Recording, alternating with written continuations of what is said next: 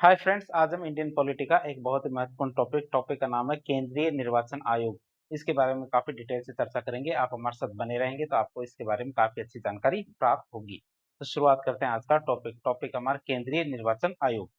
सबसे पहले इसका परिचय और संवैधानिक स्थिति के बारे में बात करते हैं, मतलब इंट्रोडक्शन और कॉन्स्टिट्यूशनल स्टेटस के बारे में बातचीत करते हैं।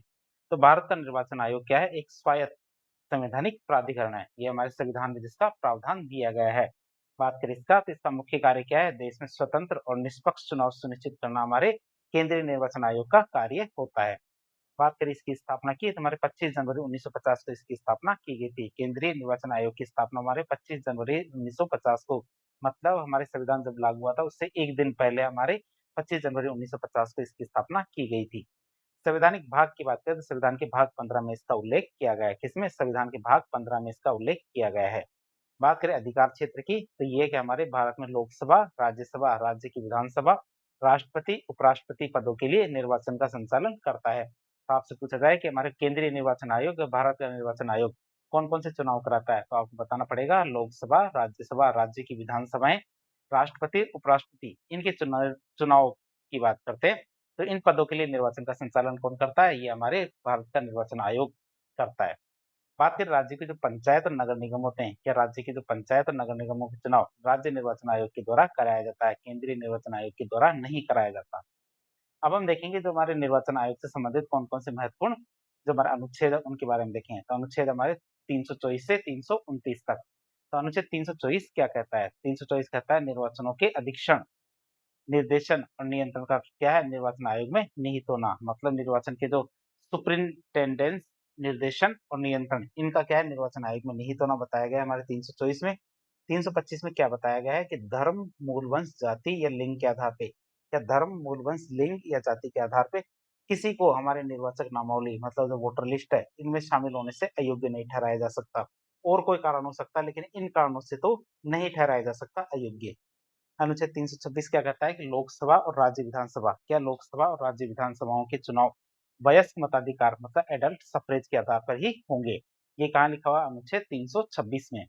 अनुच्छेद 327 क्या कहता है? विधान मंडलों के चुनाव, क्या विधान मंडलों के चुनाव में के संबंध में कानून बनाने की जो संसद की शक्ति है उसके बारे में हमारे 327 में लिखा गया है। अनुच्छेद 328 में क्या लिखा गया है? 328 में लिखा गया है कि राज्य विधान मंडलों के चुनाव, क्या राज्य विधान मंडलों के चुनाव के संबंध में कानून बनाने की राज्य विधान मंडल की शक्ति के बारे में बताया गया है। किसके? राज्य विधान मंडलों के चुनाव के बारे में।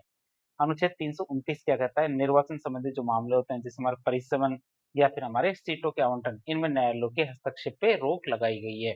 तो हमारे 329 के अंदर साफ-साफ बताया गया है कि कुछ ऐसे मामले होते हैं जिनमें न्यायालयों के हस्तक्षेप पे रोक लगाई गई है, और वो कौन-कौन से मामले हैं? हमारे परिसीमन और सीटों के आवंटन के संबंध में मामलों में। तो हमने अनुच्छेद 324 से 329 तक जो संवैधानिक प्रावधान थे इनके बारे में देख लिया। अब जो हमारे केंद्रीय निर्वाचन आयोग है उसकी संरचना और उसके विकास की बात करते हैं।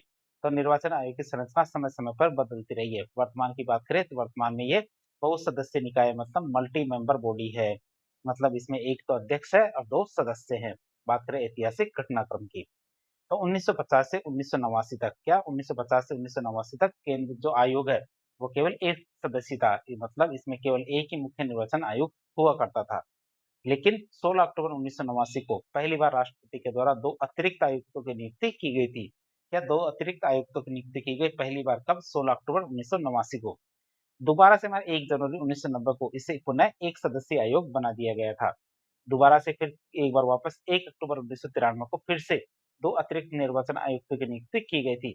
तब से लेकर आज तक ये हमारे बहुसदस्यीय, मतलब 3 सदस्यीय निकाय है, जिसमें क्या सभी निर्णय बहुमत के आधार पे लिए जाते हैं। किसके आधार पे? बहुमत के आधार पे लिए जाते हैं। और तीनों का वोट क्या होता है? बराबर होता है। ऐसा नहीं है कि जो हमारे मुख्य निर्वाचन आयुक्त का वोट ज़्यादा या सदस्यों का कम होता है, ऐसा नहीं है। तीनों सदस्यों का वोट बराबर होता है। बात करें वर्तमान इस पद पे कौन है, तो उसकी बात करें तो 2024 की स्थिति के अनुसार देखिए तो मुख्य निर्वाचन आयुक्त हमारे कौन है? श्री ज्ञानेश कुमार 26वें मुख्य निर्वाचन आयुक्त है, और वर्तमान में भी अभी भी यही है। अन्य निर्वाचन आयुक्तों की बात करते हैं डॉक्टर सुखबीर सिंह संधू और डॉक्टर विवेक जोशी, ये हमारे अन्य निर्वाचन आयुक्त है वर्तमान के।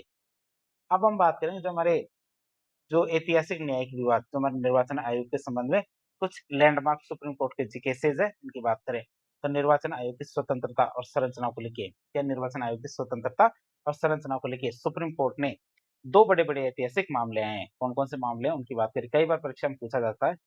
पहला मामला था हमारा एस.एस. धनोआ बनाम भारत संघवाद। ये हमारे 1990 में आया था। कौन-सा वाद था हमारा? वाद को अंग्रेजी में केस कहते हैं। तो केस कौन-सा था? एस.एस. धनोआ बनाम भारत संघवाद 1990 में आया था। सर्वोच्च न्यायालय ने अनुच्छेद 324 2 की व्याख्या करते हुए इसमें बताया था। इसमें क्या बताया था? 324 2 की व्याख्या करते हुए कहा था कि मुख्य निर्वाचन आयुक्त के अलावा अन्य जो निर्वाचन आयुक्त है, उनका पद सृजित या समाप्त करने का अधिकार किसको है? राष्ट्रपति को है। मतलब राष्ट्रपति चाहे जब इस इन मुख्य निर्वाचन आयुक्त का पद तो वैसे का वैसा ही रहेगा, उनसे राष्ट्रपति भी नहीं हटा सकता। लेकिन जो हमारे अन्य निर्वाचन आयुक्त है, जैसे हमारे 2 है वर्तमान में, तो इनको लगाना या हटाना ये शक्ति हमारे किसके पास है? राष्ट्रपति के पास है। ये आप किसमें बताया गया था? एस.एस. धनोआ बनाम भारत संघवाद 1990 के इसी के बाद 1993 में क्या 1993 में अध्यादेश जारी के जरिए आयोग को बहुत सदस्यीय बनाया गया था।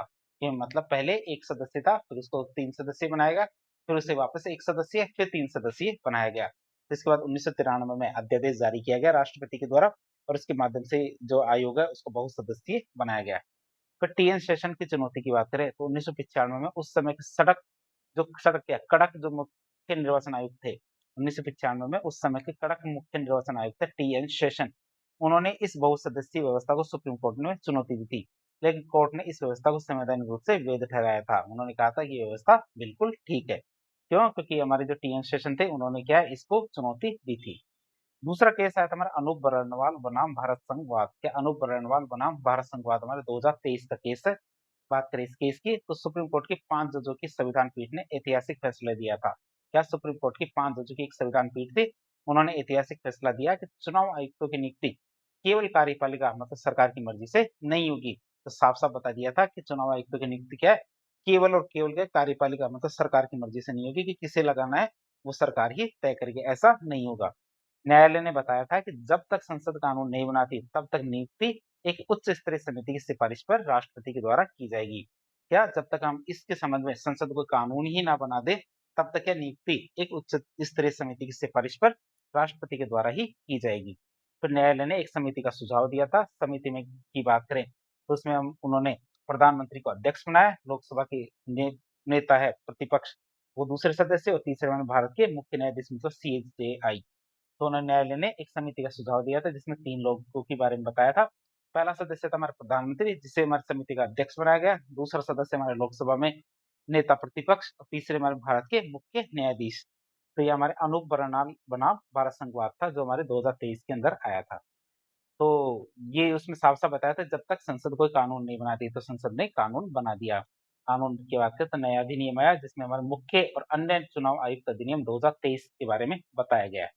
तो सुप्रीम कोर्ट के निर्देश मतलब जो अनूप बर्णवाल केस था उसके बाद भारत की संसद ने नियुक्तियों को पारदर्शी बनाने के लिए क्या नियुक्तियों को पारदर्शी बनाने के लिए मुख्य और अन्य चुनाव आयुक्त नियुक्ति सेवा शर्तें और कार्यकाल अधिनियम 2023 को पारित किया था जिसकी बात करें तो इस केस में क्या क्या बताया गया। सबसे पहले बताया गया नियुक्ति प्रक्रिया चयन समिति की नियुक्ति प्रक्रिया चयन समिति की बात करें तो अब क्या सीईसी और ईसी इनकी नियुक्ति राष्ट्रपति के द्वारा एक चयन समिति की सिफारिश पे की जाती है। और बात करें इस समिति की तो इस चयन समिति की संरचना क्या होगी? इसमें हमारे प्रधानमंत्री होंगे जो अध्यक्ष होंगे, एक केंद्रीय कैबिनेट मंत्री होगी, क्या केंद्रीय कैबिनेट मंत्री होंगे जो क्या है हमारे प्रधानमंत्री के द्वारा नामित किए जाएंगे। और लोकसभा में नेता प्रतिपक्ष मतलब सबसे बड़े विपक्षी दल का जो नेता होगा वो हमारे तीसरा सदस्य होगा। तो इसमें हमारे 3 सदस्य होंगे जो समिति होगी उसमें। तो इसमें एक तो हमारे प्रधानमंत्री होंगे जो अध्यक्ष होंगे, एक केंद्रीय कैबिनेट मंत्री होंगे जो प्रधानमंत्री के द्वारा नामित किए जाएंगे और लोकसभा में नेता प्रतिपक्ष मतलब जो सबसे बड़े दल का नेता होगा। तो 3 सदस्यीय एक समिति है उसी के आधार पर नियुक्ति की जाएगी। फिर योग्यता, कार्यकाल और त्यागपत्र की बात करें तो योग्यता क्या होगी? भारत सरकार में सचिव मतलब सेक्रेटरी के पद पर कार्य करने का जो अनुभव होना इसके लिए अनिवार्य रखा गया है। मतलब सचिव मतलब सेक्रेटरी के पद पर कार्य करने का अनुभव अनिवार्य रखा गया है। कार्यकाल की बात करें या पदावधि की बात करें तो मुख्य निर्वाचन आयुक्त सीईसी और अन्य निर्वाचन आयुक्तों मतलब दोनों का कार्यकाल 6 वर्ष और 65 वर्ष की आयु जो भी पहले हो वो निर्धारित किया गया है अनूप बर्णवाल केस के बाद। त्याग पत्र की बात करें तो ये अपना त्याग पत्र किसको सौंपेंगे? राष्ट्रपति को। आप इसे याद रखेंगे अपना त्याग पत्र किसे देंगे? राष्ट्रपति को अपना त्याग पत्र देंगे। फिर वेतन और प्रत्यक्ष शक्तियों की बात करें जो हमारे समानता के सिद्धांत पे आधारित है। समान वेतन की बात करें तो अधिनियम की धारा 10(1) के अनुसार सीईसी और ईसी दोनों को सुप्रीम कोर्ट के न्यायाधीश के समान वेतन और भत्ते मिलते हैं, मतलब डीए, सत्कार भत्ता, इस तरह हमारे क्या है, जो सुप्रीम कोर्ट का जो जज होता है उसके समान वेतन और भत्ते मिलेंगे। फिर अलाभकारी परिवर्तन की बात करें, वो नहीं किया जाएगा। तो नियुक्ति होने के बाद, जब एक बार नियुक्ति कर दी जाएगी, तो नियुक्ति के बाद इनके वेतन और सेवा शर्तों में कोई भी ऐसा बदलाव नहीं किया जा सकेगा जिससे इनका नुकसान हो रहा हो। समान शक्तियों की बात करें तो तीनों आयुक्तों के पास बराबर शक्ति होंगी, ऐसा नहीं कोई ऊपर या कोई नीचे है। तीनों आयुक्तों के पास के बराबर शक्तियां होंगी। और असहमति की स्थिति हो तो ऐसी स्थिति में निर्णय बहुमत से ही लिया जाएगा। असहमति की स्थिति में निर्णय कैसे लेंगे? बहुमत से निर्णय लेंगे। तो पद से हटाने की प्रक्रिया की बात करें, किस प्रकार रिमूवल किया जाएगा, तो मुख्य निर्वाचन आयुक्त सीईसी की बात करें तो इन्हें केवल उसी रीति या उन्हीं आधारों पर हटाया जा सकता है जिसके आधार पर हमारे सुप्रीम कोर्ट के जो न्यायाधीश है उनको हटाया जाता है, मतलब संसद के दोनों सदनों में विशेष बहुमत द्वारा सिद्ध कदाचार या क्षमता के आधार पे, या संसद के दोनों सदनों में विशेष बहुमत के द्वारा सिद्ध कदाचार या अक्षमता के आधार पे ही हटाया जा सकता है। तो ये आपको पता होना चाहिए किस प्रकार से हटाया जाता है, मतलब लोकसभा या राज्यसभा के अंदर। लोकसभा के अंदर तो कम से कम 100 जो सांसद है उनके लिखा हुआ एक पत्र चाहिए, और राज्यसभा के अंदर 50 की अनुमति चाहिए। तो हमारे लोकसभा का अध्यक्ष या राज्यसभा का सभापति जो हमारी इनके खिलाफ शिकायत है, शिकायत किस आधार पे होनी चाहिए कि वो सिद्ध कदाचार या फिर हमारे अक्षमता, इन्हीं आधार पे शिकायत होती है। तो ये शिकायत को स्वीकार कर सकते हैं, अस्वीकार भी कर सकते हैं। जिस सदन के अंदर ये शिकायत आई है उस सदन के द्वारा क्या एक जांच समिति का गठन किया जाता है। जांच समिति के द्वारा ये चेक किया जाता है कि जो आरोप लगाए गए हैं वो सही है या नहीं। यदि आरोप सिद्ध होते हैं तो 2/3 बहुमत के आधार पे क्या है वो मतदान कराया जाता है। फिर वह सेम टू सेम प्रक्रिया दूसरे सदन में चलती है। तो इस तरह देखिए तो संसद के दोनों सदनों में विशेष बहुमत के द्वारा सिद्ध कदाचार या फिर अक्षमता के आधार पर ही इन्हें हटाया जा सकता है। फिर अन्य निर्वाचन आयुक्तों की बात करें तो इन्हें मुख्य निर्वाचन आयुक्त की सिफारिश के बिना क्या मुख्य निर्वाचन आयुक्त की सिफारिश के बिना पद से नहीं हटाया जा सकता, मतलब जब तक मुख्य निर्वाचन आयुक्त सिफारिश ना करे तो तब तक उनको पद से नहीं हटाया जा सकता। अब बात करें अनुच्छेद 324(5) और 324(6) का क्या संदर्भ है उनकी बात करें तो 324(5) में क्या लिखा गया है, तो 324(5) के तहत इनकी सेवा शर्तें संसद के द्वारा बनाई गई विधि के अधीन राष्ट्रपति तय करते हैं। इनकी बात करें इनकी सेवा शर्तें क्या है, संसद के द्वारा बनाई गई विधि के अधीन राष्ट्रपति तय करते हैं, जिसके लिए क्या 2023 का एक बना हुआ है जो हमने अभी देखा था अनूप बर्नवाल का केस। चुनाव की बात करें तो चुनाव के दौरान अनुच्छेद 324(6) के तहत राष्ट्रपति या राज्यपाल क्या है निर्वाचन आयोग को चुनाव संपन्न कराने के लिए आवश्यक कर्मचारी उपलब्ध कराने के लिए बाध्य है। कि हमारे जो जैसे विधानसभा के चुनाव होते हैं या लोकसभा के चुनाव होते हैं, राज्यसभा के चुनाव, तो इन चुनाव में राष्ट्रपति या राज्यपाल क्या है निर्वाचन आयोग को चुनाव संपन्न कराने के लिए आवश्यक कर्मचारी उपलब्ध कराने के लिए बाध्य है। किसके तहत? 324(6) के तहत। आप इसे याद रखेंगे। अब संवैधानिक प्रावधानों को थोड़ा सा डिटेल से देख लेते हैं। वैसे तो हमने एक बार ब्रीफ तो देख ही लिया था, लेकिन और थोड़ा डिटेल से देख लेते हैं एक बार वापस 324 से 329 तक का। तो भारतीय संविधान के भाग 15 में निर्वाचन आयोग और चुनाव प्रक्रिया का विस्तृत उल्लेख किया गया है। इनके बारे में थोड़ा सा एक बार वापस देख लेते हैं। अनुच्छेद 324 क्या कहता है? निर्वाचन आयोग की स्थापना के बारे में कहता है कि चुनाव के अधीक्षण, निर्देशन, नियंत्रण की शक्ति आयोग में ही होगी। और राष्ट्रपति क्या समय समय पर आयुक्तों की संख्या तय करते हैं कि वर्तमान में 2 आयुक्त है और एक मुख्य निर्वाचन आयुक्त है।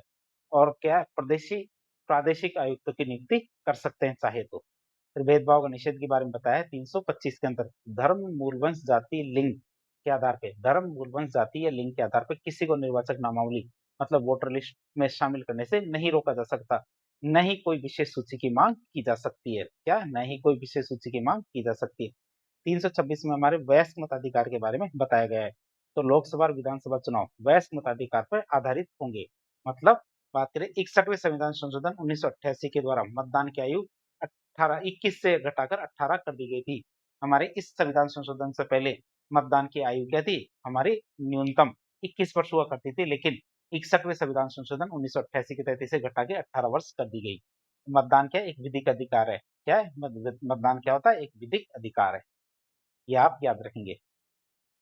इस संसद की शक्ति की बात करते हैं अनुच्छेद 327 में संसद की शक्ति के बारे में बताया गया है। तो संसद को लोकसभा और विधानसभा चुनाव, परिसीमन आदि के संबंध में कानून बनाने की शक्ति का अधिकार होता है। 328 की बात करें तो राज्य विधानमंडल की शक्ति के बारे में बताया गया है। यदि संसद ने कोई कानून नहीं बनाया तो राज्य विधानमंडल अपने चुनाव के संबंध में कानून बना सकता है कि संसद ने कोई कानून नहीं बनाए तो राज्य विधानमंडल क्या कर सकता है, अपने-अपने चुनाव के संबंध में कोई कानून बना सकता है। ये अनुच्छेद 328 में शक्ति दी गई है किसको? राज्य विधानमंडल को। बात करें मैं 329 में क्या बताया गया, न्यायालयों के हस्तक्षेप पे रोक के बारे में बताया गया। किसमें? अनुच्छेद 329 में। तो चुनाव प्रक्रिया शुरू होने के बाद क्या, चुनाव प्रक्रिया शुरू होने के बाद न्यायालय हस्तक्षेप नहीं करेंगे। एक बार चुनाव प्रक्रिया शुरू हो गई, उसके बाद न्यायालय के हस्तक्षेप नहीं करेंगे। चुनाव को केवल निर्वाचन याचिका मतलब इलेक्शन पिटीशन के माध्यम से चुनौती दी जा सकती है, इसके अलावा किसी भी माध्यम से चुनौती नहीं दी जा सकती। ये हमारे अनुच्छेद 329 में बताया गया है। अब हम देखेंगे निर्वाचन आयोग के कार्य और उनकी शक्तियों के बारे में। तो आयोग के कार्यों को 3 श्रेणियों में बाँटा जाता है। जो हमारा निर्वाचन आयोग है, तो निर्वाचन आयोग के कार्यों को 3 श्रेणियों में बाँट के हम पढ़ते हैं। पहली श्रेणी आती है उसके प्रशासनिक कार्य। निर्वाचन आयोग के प्रशासनिक कार्य मतलब एडमिनिस्ट्रेटिव फंक्शंस की बात करें। पहला कार्य आता है परिसीमन का। परिसीमन आयोग अधिनियम के तहत क्या देश के निर्वाचन क्षेत्रों का निर्धारण करना। क्या परिसीमन आयोग अधिनियम के तहत क्या देश के जो निर्वाचन क्षेत्र है इनका निर्धारण करना पहला कार्य। दूसरा कार्य आता है मतदाता सूची तैयार करना, तो निर्वाचक नामावली तैयार करना, कि निर्वाचक नामावली तैयार करना और उसे क्या समय समय पर अपडेट करते रहना। चुनाव कार्यक्रम की बात करें तो चुनाव की तारीखें घोषित करना, नामांकन पत्र होते आते हैं उनकी सूक्ष्म जांच करना कि उनमें कोई कमी तो नहीं है। फिर पंजीकरण और मान्यता की बात करें तो राजनीतिक दलों को पंजीकृत करना, उन्हें राष्ट्रीय या फिर राज्य स्तर के दल का दर्जा देना और उनके क्या चुनाव चिन्ह आवंटित करना, ये हमारे क्या प्रशासनिक कार्य है। निगरानी की बात करें तो आदर्श आचार संहिता जो मॉडल कोड ऑफ कंडक्ट है इसको लागू करना और बूथ कैप्चरिंग जैसी जो स्थिति है उसमें चुनाव रद्द करना, ये हमारे प्रशासनिक कार्य होते हैं आयोग के। आयोग के और कार्य की बात करें तो आयोग क्या है सलाहकारी भूमिका भी निभाता है, मतलब एडवाइजरी फंक्शंस भी होते हैं उसके। तो संसद सदस्य की अयोग्यता के मामले में क्या, संसद सदस्य की अयोग्यता के मामले में राष्ट्रपति को सलाह देना अनुच्छेद 102 के अनुसार। क्या बस ये दल बदल के आधार पे नहीं होना चाहिए, आप इसे याद रखेंगे। दल बदल के आधार पे अयोग्यता केवल केवल लोकसभा का अध्यक्ष तय करता है। उसके अलावा आप इसे याद रखेंगे, उसके अलावा यदि संसद सदस्य की अयोग्यता का कोई मामला है तो राष्ट्रपति को सलाह देगा निर्वाचन आयोग अनुच्छेद 102 के अनुसार। राज्य विधानमंडल के सदस्यों की अयोग्यता पर राज्यपाल को सलाह देना अनुच्छेद 191 के अनुसार। और राष्ट्रपति शासन वाले जो राज्य होते हैं उनमें चुनाव कराए जा सकते हैं या नहीं, ये हमारे क्या जो आयोग है भारत का निर्वाचन आयोग है इसी की सलाह पर तय किया जाता है कि चुनाव होंगे या नहीं होंगे ऐसे एरिया जिनमें राष्ट्रपति शासन लगा हुआ है। तो ये हमारे सलाहकारी कार्य थे। अब हम देखेंगे जो निर्वाचन आयोग के अर्ध न्यायिक कार्यों की बात करें तो राजनीतिक दलों को मान्यता देना, चुनाव चिन्ह आवंटन से जुड़े जो भी विवाद होते हैं या चुनाव चिन्ह के आवंटन से जुड़े जो विवाद होते हैं उनका न्यायालय की तरह निपटारा करने का काम भी हमारे किसका होता है, निर्वाचन आयोग का। चुनावी विवादों की जांच के लिए अधिकारियों की नियुक्ति करने का कार्य भी किया जाता है। तो इस तरह हमने 3 भागों में बाँट के जो निर्वाचन आयोग है इनके कार्य पढ़े। पहले प्रशासनिक कार्य जिसमें हमारा परिसीमन, मतदाता सूची, चुनाव कार्यक्रम, पंजीकरण और मान्यता, निगरानी ये कार्य थे। सलाहकारी कार्य की बात करें फिर हमारे आए थे हमारे अर्ध न्यायिक कार्य। अब हम देखेंगे निर्वाचन आयोग क्या स्वतंत्र है या नहीं। सवाल आता है निर्वाचन आयोग स्वतंत्र है या नहीं। तो संविधान निर्माताओं ने आयोग को कार्यपालिका के दबाव से मुक्त रखने के लिए, किसके दबाव से, कार्यपालिका के दबाव से मुक्त रखने के लिए क्या है बहुत सारे सुरक्षा उपाय किए हैं और वो कौन-कौन से हैं। सबसे पहले तो निर्वाचन आयोग को संवैधानिक दर्जा दिया गया है। यह एक स्वतंत्र संवैधानिक संस्था होती है जिसका निर्माण क्या सीधे संविधान ने किया है। या इसका निर्माण क्या है सीधे संविधान ने किया है। फिर कार्यकाल की सुरक्षा की बात करें तो कार्यकाल की सुरक्षा की बात करें तो मुख्य निर्वाचन आयोग को केवल सुप्रीम कोर्ट के न्यायाधीश के समान मतलब महाभियोग की जैसी प्रक्रिया से ही पद से हटाया जा सकता है और किसी भी प्रक्रिया से नहीं। वित्तीय स्वतंत्रता की बात करें तो इनका वेतन और भत्ते क्या है भारत की संचित नीति पे भारित होते हैं, जिस पर क्या भारत संसद में मतदान नहीं हो सकता, चर्चा हो सकती है लेकिन मतदान नहीं हो सकता। फिर अलाभकारी परिवर्तन की बात करें, जब एक बार नियुक्ति हो जाती है तो नियुक्ति के बाद सेवा शर्तों में ऐसा बदलाव नहीं किया जा सकता जिससे उनको नुकसान होता हो और यदि ऐसा कोई बदलाव हुआ है तो वह क्या अगले आने वाले निर्वाचन आयुक्तों के ऊपर लागू होगा, वर्तमान वालों पे लागू नहीं होगा। अब हम भारत में चुनाव सुधार के बारे में बातचीत करते हैं, मतलब इलेक्टोरल रिफॉर्म्स की बात करते हैं, चुनाव में सुधार। भारत में चुनाव सुधार की बात करें तो स्वतंत्र और निष्पक्ष चुनाव क्या लोकतंत्र की आत्मा होती है। स्वतंत्र और निष्पक्ष चुनाव क्या होते हैं, लोकतंत्र की आत्मा होती है। धन बल बाहुबल मतलब जो अपराधीकरण हो रहा है उसकी बात कर रहे हैं। तो धन बल बाहुबल और चुनावी धोखाधड़ी को रोकने के लिए क्या धन बल बाहुबल और चुनावी धोखाधड़ी को रोकने के लिए समय समय पे बहुत सारी समितियां बनाई जाती है। जैसे हमारी एक आई थी संतानम समिति, इन्होंने क्या 1962 में आए थे, भ्रष्टाचार की रोकथाम के लिए इसे बनाया गया था। इन्होंने बताया कि उम्मीदवारों के लिए न्यूनतम शैक्षणिक योग्यता निर्धारित करने की वकालत की थी कि जो भी हमारे उम्मीदवार हैं उनके लिए कोई न कोई न्यूनतम शैक्षणिक योग्यता निर्धारित होनी चाहिए। राजनीतिक दलों के भीतर या राजनीतिक दलों के भीतर आंतरिक लोकतंत्र और वित्तीय पारदर्शिता की सिफारिश उन्होंने की थी। बात करें हमारी दूसरी समिति आई थी तारकुंडे समिति जो 1974 में आई थी, इसकी बात करें तो जेपी नारायण के द्वारा उसको गठित किया गया था। किसके द्वारा? जेपी नारायण के द्वारा इसको गठित किया गया था। इन्होंने क्या कहा? मतदान की आयु 21 से घटा के 18 वर्ष करने की ऐतिहासिक सिफारिश की थी, जिसे बाद में मान लिया गया था। मतलब 61वें संविधान संशोधन के द्वारा जिसे लागू कर दिया गया था कि मतदान की आयु क्या 21 से घटा के कितनी 18 कर दी जाए। फिर जो हमारे प्रत्याशी होते हैं, तो प्रत्याशियों के लिए चुनावी खर्च की अधिकतम सीमा तय करना कि एक चुनाव में एक प्रत्याशी कितनी अधिकतम सीमा तक खर्चा कर सकता है, इसकी एक सीमा तय की जानी चाहिए। तो हमारी तारकुंडे समिति जो 1974 में आई थी, जेपी नारायण के द्वारा इसको गठित किया गया था, तो उसने ये दोनों सिफारिश दी थी, जिसमें एक तो मान ली गई थी। तीसरी समिति आती है हमारी दिनेश गोस्वामी समिति 1990 के अंदर। ये पारदर्शिता पर बहुत ज्यादा जोर देती है। ये समिति क्या हमारे पारदर्शिता पर बहुत ज्यादा जोर देती है। इनकी सिफारिशों की बात करें तो ईवीएम मतलब इलेक्ट्रॉनिक वोटिंग मशीन के उपयोग की सिफारिश की थी। फर्जी मतदान रोकने के लिए क्या फोटो युक्त मतदान पहचान पत्र क्या फोटो युक्त मतदाता पहचान पत्र या वोटर आईडी अनिवार्य करने की बात कही थी। किसने? दिनेश गोस्वामी समिति ने। और बूथ कैप्चरिंग की स्थिति में क्या अनिवार्य रूप से पुनर्मतदान कराना मतलब रीपोल कराना, मतलब यदि बूथ कैप्चरिंग हो गई तो वहां दोबारा से मतदान जरूर होगा। ये सिफारिश की थी किसने? हमारे दिनेश गोस्वामी समिति ने। एक और सिफारिश थी इनकी कि एक उम्मीदवार को अधिकतम 2 निर्वाचन क्षेत्रों से चुनाव लड़ने की अनुमति होनी चाहिए, इससे ज्यादा से नहीं। एक उम्मीदवार केवल 2 जगह से ही चुनाव लड़ सकता है, उससे ज्यादा से नहीं लड़ना चाहिए। ये 4 सिफारिश थी हमारे दिनेश गोस्वामी समिति। चौथी समिति आई थी हमारी इंद्रजीत गुप्ता समिति। इंद्रजीत गुप्ता समिति हमारे 1998 में आई थी। इन्होंने सिफारिश की थी राज्य वित्त पोषण की, मतलब स्टेट फंडिंग की बात कही थी। तो चुनाव में धन बल को रोकने के लिए चुनाव का आंशिक खर्च क्या सरकार के द्वारा वहन किया जाना चाहिए। क्या चुनाव में धन बल को रोकने के लिए बहुत सारा पैसा जो जनता लगाती है, लोग लगाते हैं, कैंडिडेट लगाते हैं, तो उसको रोकने के लिए क्या चुनाव का आंशिक खर्च क्या सरकार के द्वारा वहन किया जाना चाहिए। मतलब प्रचार सामग्री इनके ऊपर तो क्या कम से कम सरकार खर्च करे। 10,000 रुपये उससे अधिक का चंदा नगद न लेकर के केवल बैंकिंग माध्यम मतलब चेक या ड्राफ्ट से ही लिया जाना चाहिए। इससे कम का चंदा हम कैश ले सकते हैं, मतलब पार्टियां कैश ले सकती है। इससे ज्यादा का चंदा हमारे बैंक ड्राफ्ट या चेक के माध्यम से ही लिया जाना चाहिए। अगली हमारी अब हम देखते हैं जो हमारा टीएन शेषन है, जो हमारे मुख्य निर्वाचन आयुक्त रह चुके हैं, उनका ऐतिहासिक योगदान। जो हमारे 10वें मुख्य निर्वाचन आयुक्त या मुख्य चुनाव आयुक्त थे, उनकी बात करें, उन्होंने भी चुनाव सुधार के अंदर बहुत सारा कार्य किया था। तो टीएन शेषन की बात करें तो 1990 से 1996 तक ये हमारे मुख्य निर्वाचन आयुक्त रहे थे। तो भारत में चुनाव सुधारों के जनक माने जाते हैं। उन्होंने एक दंत विहीन संस्था को बेहद ताकतवर बना दिया था। बात करें आदर्श आचार संहिता एमसीसी की, मॉडर्न कोड ऑफ कंडक्ट की, तो उन्होंने इसे पहली बार बेहद कड़ाई से लागू किया था। ईपीआईसी कार्ड की बात करें तो हमारे एपिक कार्ड तो मतदाताओं के लिए फोटो युक्त पहचान पत्र की उन्होंने क्या है उन्हीं की देन थी। जो हमारे दिनेश गोस्वामी समिति थी, तो उसने भी हमारे इसकी सिफारिश की थी कि ईवीएम ये जो मतदाता फोटो पहचान पत्र होना चाहिए। तो हमारे जो टीएन शेषन थे इसको अनिवार्य कर दिया था, इस चीज को एपिक कार्ड को। तो उन्हीं से ये चीज शुरू मानी जाती है। खर्च पर लगाम की बात करें तो उम्मीदवारों के द्वारा चुनाव में किए जाने वाले खर्च की सीमा को सख्ती से लागू की और धन बल और बाहुबल का पर प्रहार किया था। मतलब एक सीलिंग सीमा बता दी थी कि इससे ऊपर ज्यादा खर्चा नहीं किया जाएगा। तो उम्मीदवारों के द्वारा चुनाव में किए जाने वाले खर्च की सीमा सख्ती से लागू की गई। धन बल और बाहुबल पर इससे प्रहार किया गया। और इनके उत्कृष्ट कार्य के लिए 1996 में प्रतिष्ठित हमारे रेमन मैग्सेसे पुरस्कार से उन्हें सम्मानित किया गया था। किससे? रेमन मैग्सेसे पुरस्कार से सम्मानित किया गया था। किससे? हमारे टीएन शेषन को। अब परीक्षा में आने वाली कुछ बातों की बात करें जमानत राशि की, क्योंकि नॉर्मली सीधा सीधा पूछ लिया जाता है कि जमानत राशि किसके मामले में कितनी होगी। तो लोकसभा चुनाव की बात करें, सामान्य वर्ग के लिए 25,000 रुपए की जमानत राशि मतलब फॉर्म भरने के टाइम ये जमानत राशि दी जाती है। और एक ये दिन निश्चित जो वोट या 10% के आसपास होते हैं कि 10% वोट यदि नहीं मिलते हैं तो जमानत राशि निर्वाचन आयोग जब्त कर लेता है। और SC ST के लिए 12,500 की जमानत राशि तय की गई है। विधानसभा चुनाव की बात करें तो सामान्य वर्ग के लिए 10,000 और SC ST के लिए कितने 5,000 की जमानत राशि तय की गई है।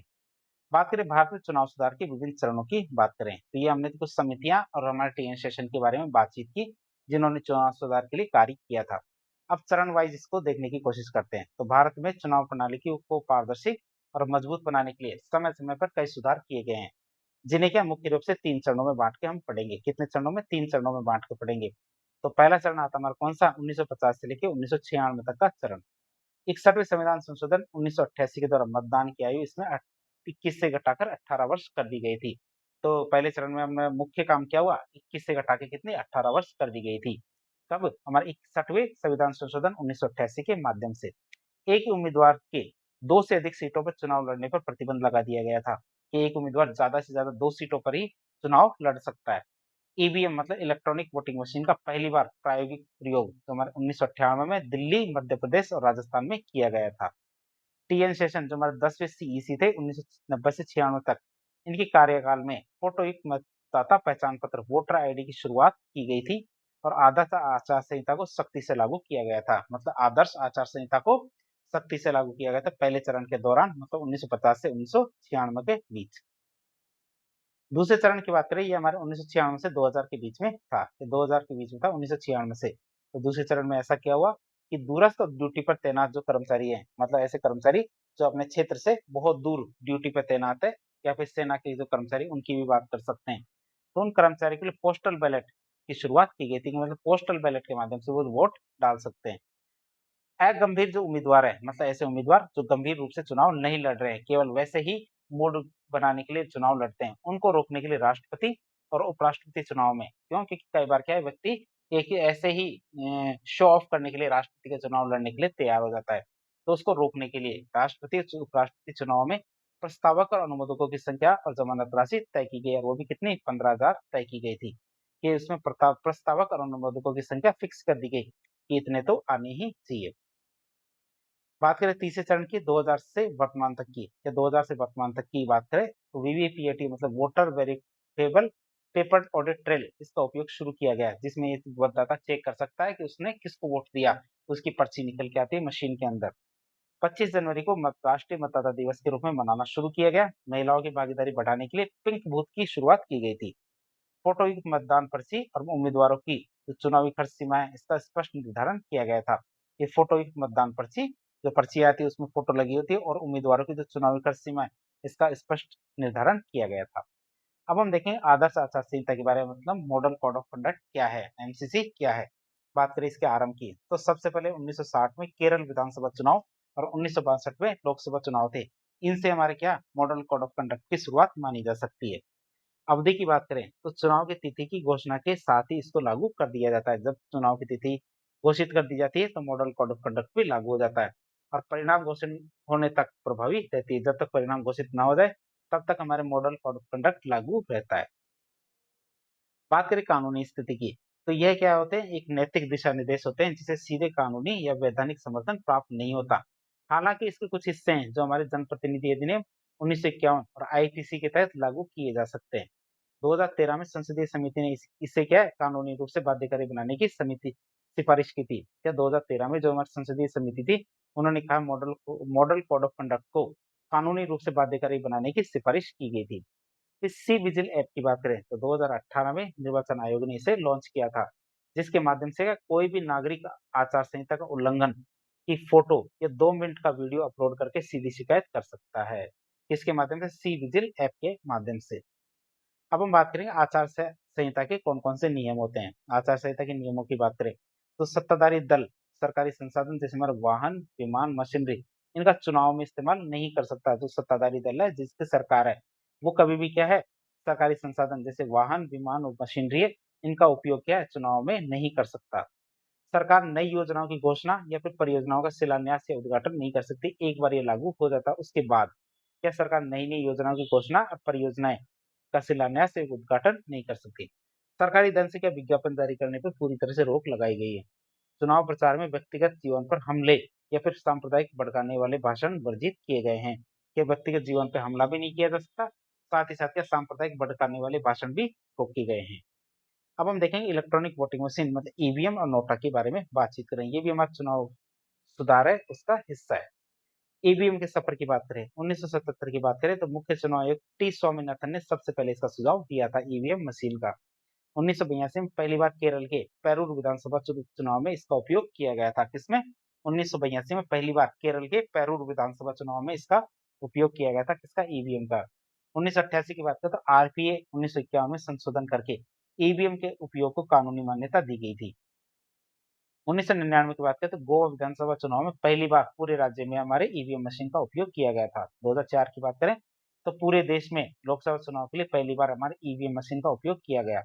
निर्माण की बात करें तो भारत इलेक्ट्रॉनिक्स लिमिटेड जो बीईएल है बेंगलुरु और ईसीआईएल हैदराबाद के द्वारा इसका निर्माण किया जाता है।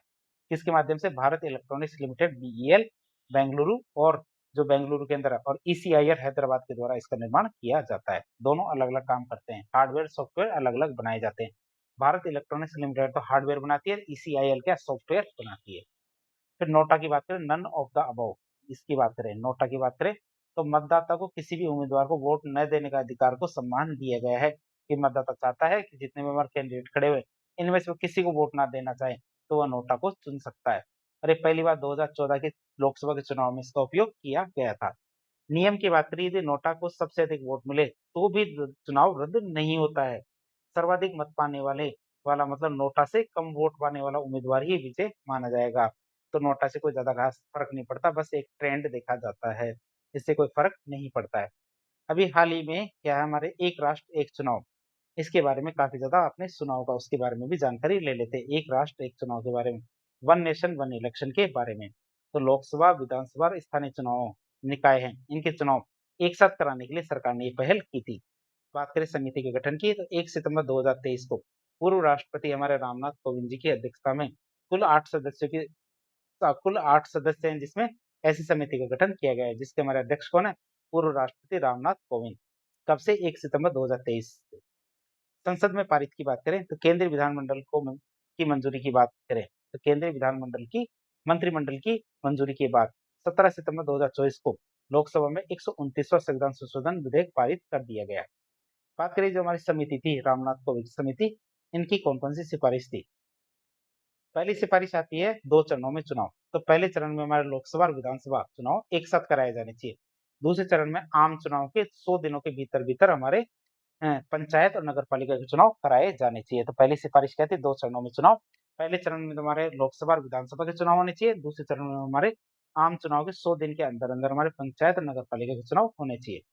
अनुच्छेद 82 ए की बात करें तो संविधान में एक नया अनुच्छेद जोड़ा जाएगा, अनुच्छेद 82 ए। इसके तहत क्या एक नियत तिथि के बाद बनने वाली जितनी भी हमारे राज्य सरकार है उनका कार्यकाल 2029 के लोकसभा चुनाव के साथ ही समाप्त कर दिया जाएगा, ताकि क्या चुनाव चक्र एक साथ आ सके, सारे के सारे चुनाव चक्र एक साथ आ सके। व्यावहारिक बाधाओं की बात करें तो अविश्वास प्रस्ताव की स्थिति में स्थिरता की कमी आएगी।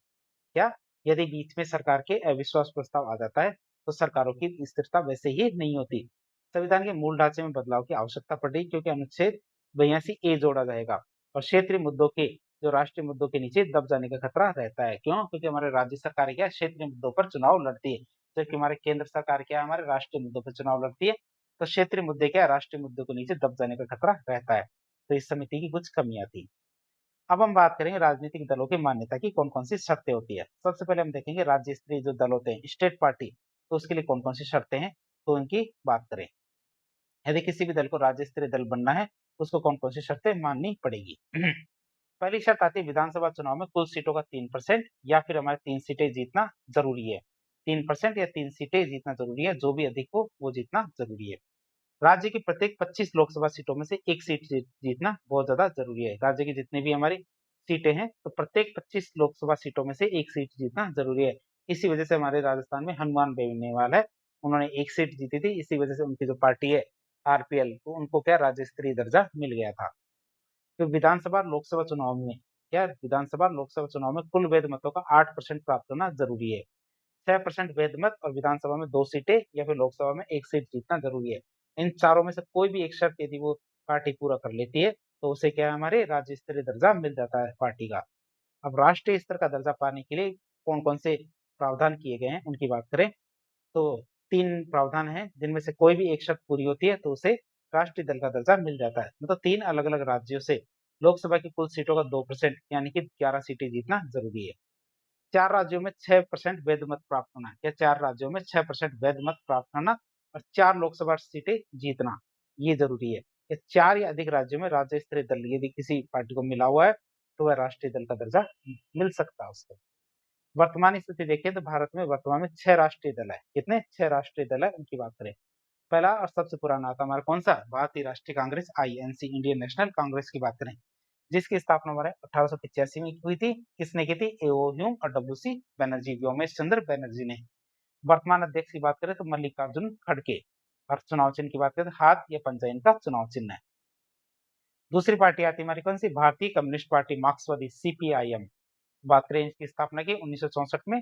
संस्थापक कौन थे, ईएमएस नंबूदिरीपाद और ज्योति बसु इनके संस्थापक थे। वर्तमान अध्यक्ष की बात करें तो सीताराम येचुरी इनके अध्यक्ष हैं। चुनाव चिन्ह की बात करें तो हथौड़ा, हसिया और सितारा इनका चुनाव चिन्ह है। फिर अगली पार्टी आती है बीजेपी, भारतीय जनता पार्टी। स्थापना की बात करते हैं 1980 में। संस्थापक कौन थे, अटल बिहारी वाजपेयी। वर्तमान अध्यक्ष कौन है, नितिन नवीन। अब बात करें चुनाव चिन्ह की तो ये इनका चुनाव चिन्ह है कमल का फूल। अगली पार्टी आती है बहुजन समाज पार्टी। 1984 में इसकी स्थापना हुई थी। किसने की थी, मान्यवर काशीराम ने। अध्यक्ष की बात करें तो मायावती वर्तमान में अध्यक्ष है। चुनाव चिन्ह क्या हमारे हाथी है। अगली पार्टी आती है मेरे कौन से, आम आदमी पार्टी। तो 2012 में जिसकी स्थापना की थी, किसने की थी, अरविंद केजरीवाल ने। वर्तमान अध्यक्ष कौन है, अरविंद केजरीवाल। और हमारे इसके चुनाव चिन्ह क्या है, झाड़ू। और लेटेस्ट कौन सी पार्टी है, लेटेस्ट पार्टी की बात करें तो लेटेस्ट पार्टी हमारे नेशनल पीपुल्स पार्टी, जिसकी स्थापना हमारे 2013 में हुई थी। किसने की थी, पीए संगमा ने। वर्तमान अध्यक्ष की बात करें तो कॉनराड संगमा इसके अध्यक्ष है। और इनका चुनाव चिन्ह क्या है, किताब। तो इस तरह वर्तमान में 6 राष्ट्रीय दल है। कौन कौन से, भारतीय राष्ट्रीय कांग्रेस, भारतीय कम्युनिस्ट पार्टी मार्क्सिस्ट, ये मार्क्सवादी, भारतीय जनता पार्टी, बहुजन समाज पार्टी, आम आदमी पार्टी और नेशनल पीपुल्स पार्टी एनपीपी। ये 6 नेशनल पार्टियां वर्तमान में। अब हम देखेंगे एसआईआर। वर्तमान में आप वो और बात सुन रहे हो, एसआईआर एसआईआर एसआईआर मतलब विशेष गहन पुनरीक्षण 2025। बात करें ये क्या है, तो भारतीय निर्वाचन आयोग के द्वारा मतदाता सूची को 100% शुद्ध करने का राष्ट्रव्यापी अभियान हमारे एसआईआर। ये भारतीय निर्वाचन आयोग के द्वारा क्या, मतदाता सूची को 100% शुद्ध करने का राष्ट्रव्यापी अभियान है। कार्यप्रणाली की बात करें तो बूथ लेवल अधिकारी मतलब बीएलओ क्या करेगा, घर घर जाके, बीएलओ क्या करेगा, घर घर जाकर भौतिक सत्यापन करेंगे।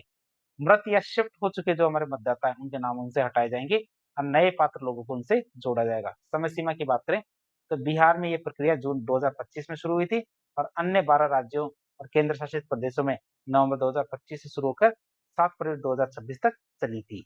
ये मेरे एसआईआर की प्रक्रिया।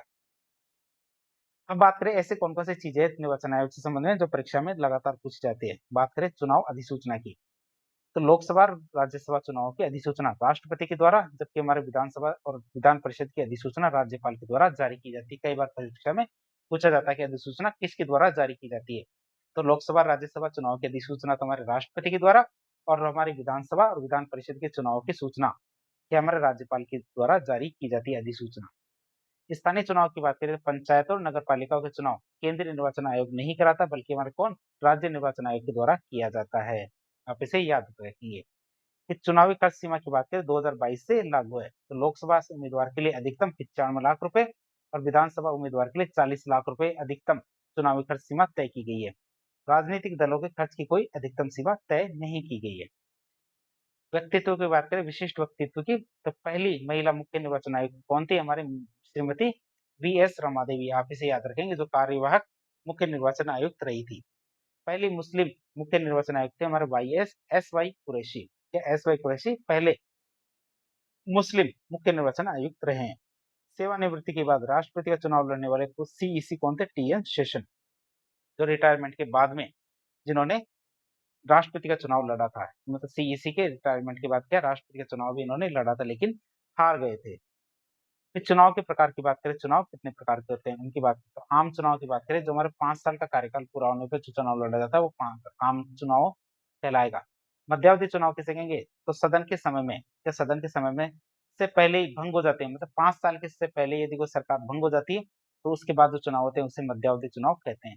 उपचुनाव की बात करें तो किसी सदस्य की मृत्यु, त्यागपत्र या अयोग्यता की वजह से, या किसी सदस्य की मृत्यु, त्यागपत्र या अयोग्यता के कारण रिक्त हुई सीट को भरने के लिए क्या हमारे क्या कराए जाते हैं, उपचुनाव कराए जाते हैं। अब हम बात करें भारत के जो मुख्य निर्वाचन आयुक्त है उनकी सूची 1950 से लेके अब तक के कौन कौन से हैं। तो कार्यकाल तो आप देख लेना, लेकिन मैं नाम पढ़ के आपको बता देता हूँ। सबसे पहले थे हमारे सुकुमार सेन, जो 21 मार्च 1950 से 19 दिसंबर 1958 तक रहे थे। दूसरे हमारे केवी सुंदरम थे। फिर हमारे S P Sen Verma, doctor Nagendra Singh, T Swaminathan, S L. Shakdhar, R K. Trivedi, R B S. पैराशास्त्री पेरी शास्त्री। फिर हमारी पहली जो हमारी महिला सीईसी थी वो कौन थी, हमारी वी.एस. रमा देवी, जो पहली महिला थी कार्यवाहक जिनका कार्यकाल 26 नवंबर 1990 से 11 दिसंबर 1990 तक था। फिर इसके बाद टी एन शेषन थे, एम एस गिल, फिर J M Lyngdoh, T S Krishnamurthy, D V Tandon, N Gopalaswami, Naveen Chawla, S Y Quraishi, ये हमारे पहले मुस्लिम सीईसी थे, आप इसे याद रखेंगे। फिर V S Sampath, H S Brahma, Nasim Zaidi, Achal Kumar ज्योति, ओम प्रकाश रावत, सुनील अरोड़ा, सुशील चंद्रा, राजीव कुमार और वर्तमान में हमारे ज्ञानेश कुमार है, जो हमारे 19 फरवरी 2025 से वर्तमान में हमारे सीईसी है। तो इस तरह आज एक लेक्चर के जरिए हमने भारत के निर्वाचन आयोग के सभी प्रावधान और चुनावी सुधार के बारे में काफी डिटेल से जानने की कोशिश की। तो इस प्रकार के इन्फॉर्मेटिव वीडियो देखने के लिए हमारे चैनल से जुड़े। वीडियो यदि पसंद आता तो वीडियो को लाइक करें, चैनल को सब्सक्राइब करें, अपने दोस्तों के साथ शेयर करें। धन्यवाद।